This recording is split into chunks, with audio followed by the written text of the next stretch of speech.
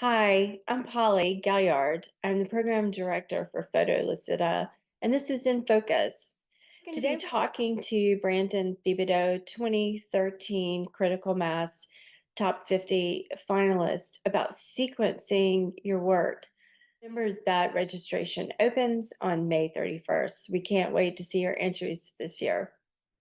Hi, Brandon. Hey, Polly. How Thanks you for having me. doing? Great. Yeah, we're happy to have you. Yeah. So, can you tell everybody just a little bit about yourself? You were a 2013 Critical Mass Top 50 finalist, Mm. but there's been a span of time that has been from there. So, what have you been doing, and how is your art career? Yeah, so gosh, 2013 seems like a lifetime and a half ago now.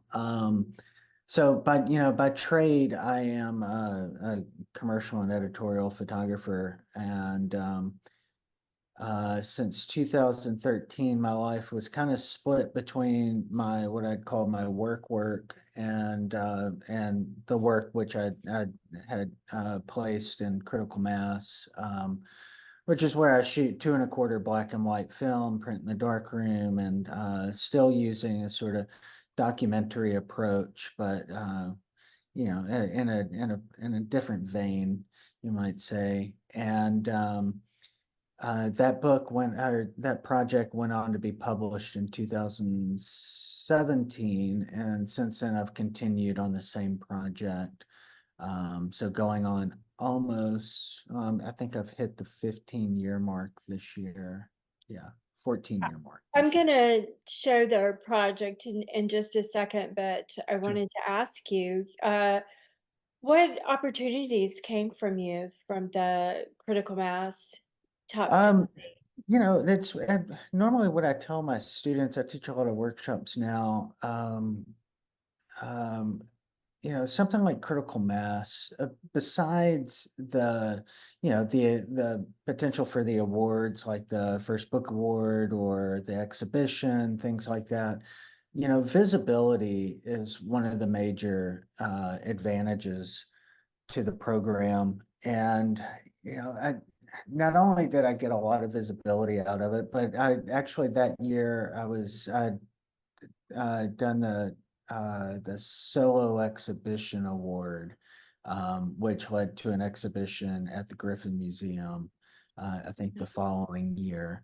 Um, and that was not only just a major boost to my ego per se, but also, just a wonderful way to engage with a broader community nationally. So that's a big advantage of it, is the exposure as well as the chance to get these other awards. Yeah, Well, I'm going to pull up, I'm going to share my screen.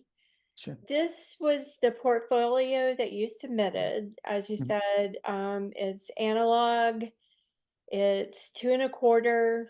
You're making these prints in the dark room. You've been working on this project for how many years? Since summer of 2009, so I guess we're hitting the 14-year mark, 15-year mark.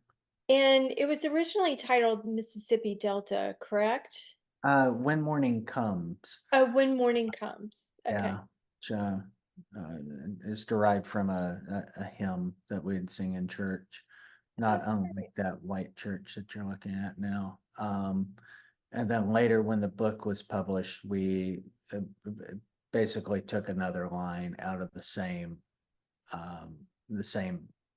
hymn, and retitled the book to "In That Land of Perfect Day."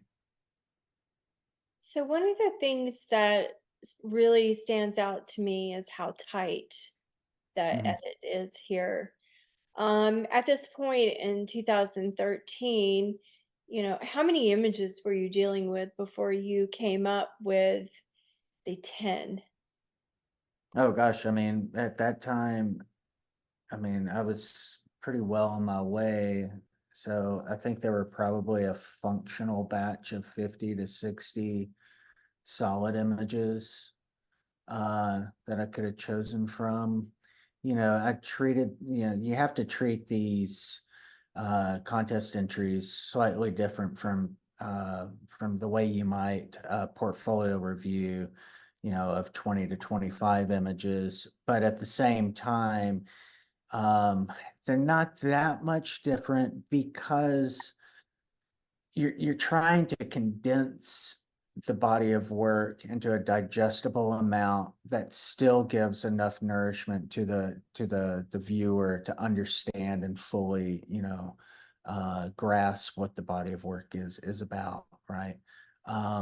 If we're looking at 2013, that means there was another 4 years of photographing. There was twice as long spent photographing to acquire even more images than this that wound up in the book.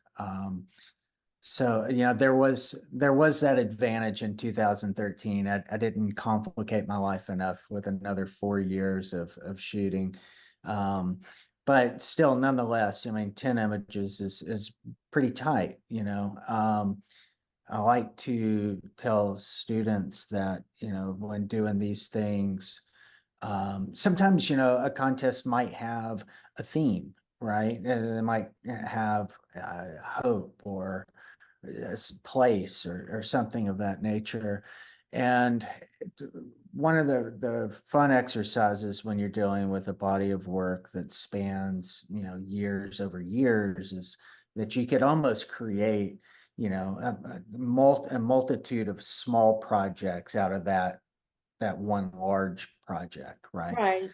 Um, and for something like this, sometimes it's helpful to start with, your core group of images, and then, maybe mix and match. I print things out and lay them on my table and see how they function, as the viewer would, being, unfamiliar with the work, like what is the flow going to be like? Would you start with a portrait, or do you start with a landscape?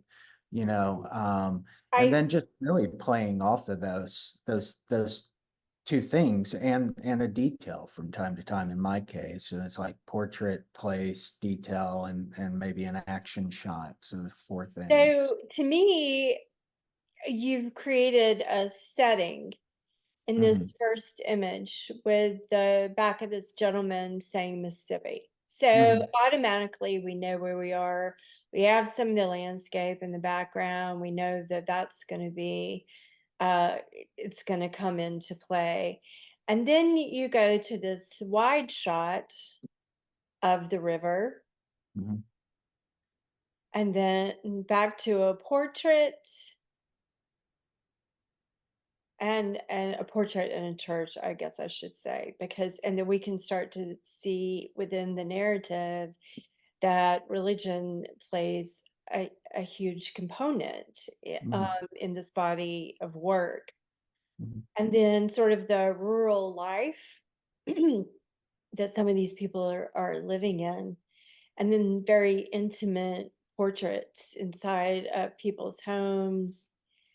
Again, another look at where they live, intimate portraits, part of the culture there. So I think, like, to me, what really stands out is this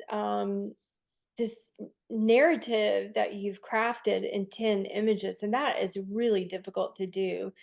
Hmm. You've shown us the people in the land, what's important to the people, the culture of the people there.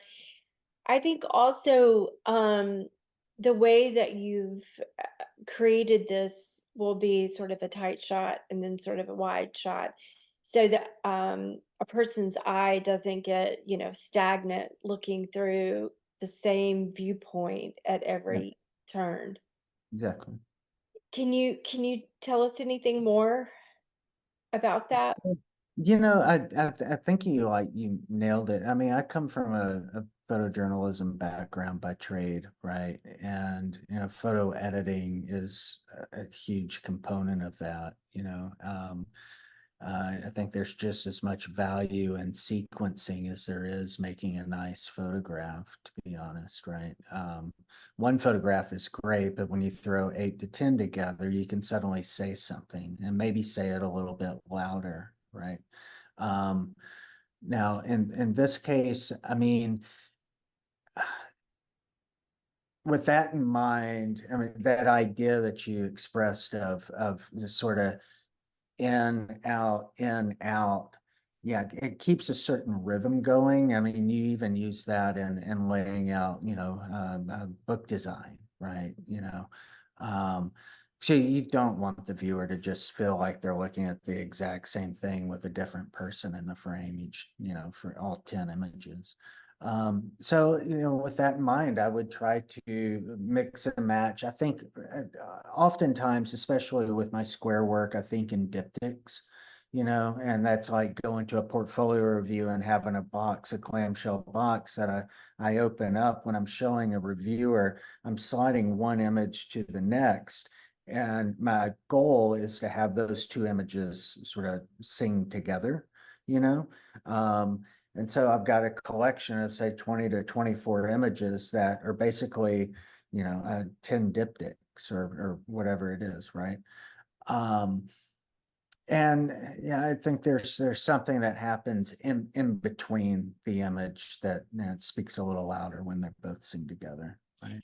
So, Um, would you recommend one of the first things people do is print the images out and start fiddling with them, sort of? yeah, I tend to do that. I mean, that might be an old school thing for me, but I think just about everyone I know when they're sequencing for a book or for a magazine edit or for, their website gallery or a contest in this case, it's generally best to print it out and see how there's something tactile about that you can move around and mix it up and um, see how they function, and then bring something else in if it feels like there's a hole or a gap, or maybe you've got two things that just kind of say the same thing, but one of them's your favorite image, maybe, pull the personal attachment away from it. That's a big part of it is a lot of people will tend to, especially with a very tight edit like this, they'll say, well, I'm going to pick my 10 best images, so like the ones I love the most. And that's, that could be okay if you've got an eye, but the fact is a lot of times there's a personal attachment to a certain image.